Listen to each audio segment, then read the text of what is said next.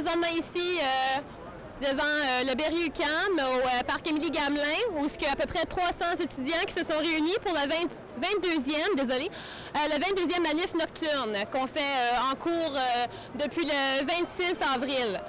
Non, désolé, le 24. Donc vous voyez, ça va commencer bientôt et on espère que ça va se passer de manière paisible. Bon. Bonjour, on est ici avec M. Jean Barbe. Bonjour, bonsoir.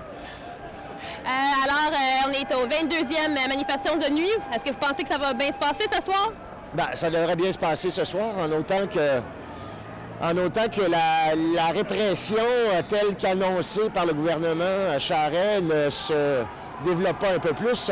On sait depuis un bon 24 heures, depuis la démission de Lynn Beauchamp, qu'il y a du muscle en plus du côté du gouvernement pour dénaturer cette crise étudiante, cette protestation contre la hausse, mais aussi pour une accessibilité à l'université, pour une autre université, pour un autre Québec, au fond.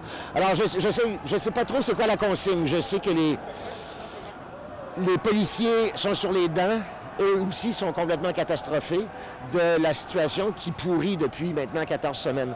Je crains très fort, moi, la répression sauvage, violente, par une loi spéciale qui va être appliquée à coup de matraque, parce que c'est la seule conclusion logique à l'inaction du gouvernement depuis 14 semaines. C'est un plan, ça ressemble à un plan. C'est pas un complot, c'est un simple plan stratégique. Et c'est ce que je crains. Donc on verra ce soir. Si tout se passe dans le calme, ce n'est pas non plus pour dire que tout se passera bien demain ou après-demain. Je crains beaucoup que l'attitude démocratique au Québec soit en train de perdre des plumes. Mais merci beaucoup. Merci. Et bonne manifestation. Et je vous suis régulièrement quand je ne peux pas manifester. Bon, parfait. Merci. Bonne soirée. Encore ici, pogné à l'université, tu finiras par t'endetter avec tous ces frais de scolarité qui cessent d'augmenter. Déjà que tu as de la misère à trouver un emploi d'été, tu te sens-tu des fois comme si on faisait tout pour t'épousseter? Moi, je me sentirais ébranlé de me faire régurgiter de la sorte par la société.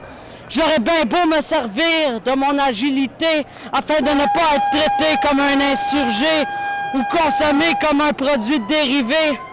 Je me sentirais dérobé par ces dirigeants.